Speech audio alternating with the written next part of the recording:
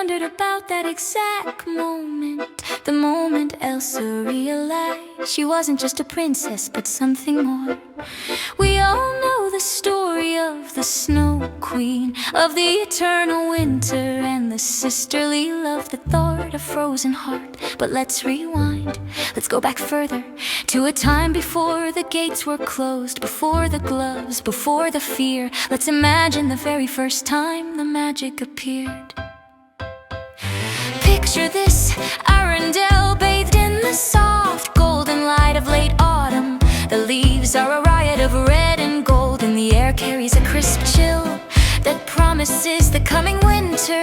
In the royal nursery, two little girls are playing Anna. A bundle of boundless energy with strawberry blonde pigtails is building a wobbly tower of wooden blocks. And Elsa, a few years older, with her platinum blonde hair braided neatly, is watching her, a quiet smile on her face.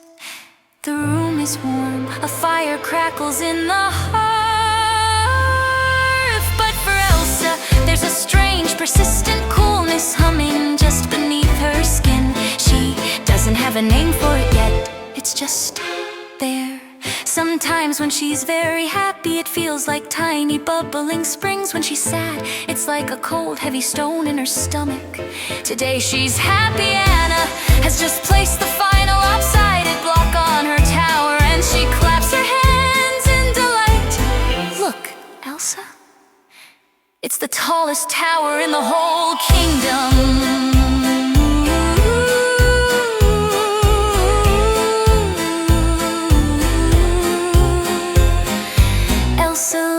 Sound like tiny tinkling bells. It's wonderful, Anna, she says, crawling closer. And in that moment of pure, unadulterated joy, something happens.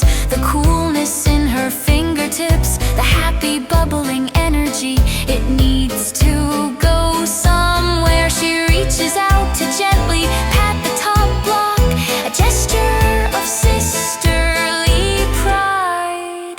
But her fingers don't just touch the wood as her skin makes contact. A delicate, intricate frost pattern, like a miniature snowflake, blooms across the block surface. It spiders outwards, shimmering in the firelight. The wood, once plain and brown, is now coated in a thin, sparkling layer of ice. Both sisters freeze, and as big green eyes go wide with wonder. Wow, she breathes, her voice a tiny whisper. Elsa snatches her hand back as if she's been burned, staring at her own fingers. They look normal, pink and small, but she felt it, a jolt, a release. The coolness rushed out of her and into the block. What was that? Anna asks, poking the frosty block with a curious finger. It's cold and sparkly. Do it again. Do it again. Elsa stares at her hands. How? She has no idea what she just did. It just happened. She looks at Anna's eager, trusting face, and a knot of confusion tightens in her chest. She tries to replicate the feeling. She thinks about the joy, the bubbling coolness. She reaches out to another block, concentrating. Nothing. She tries again. Still nothing. Frustration begins to bubble up, replacing the joy. The air around her seems to drop a few degrees. I don't know how. She stammers, she feels a prickle of fear. What was that?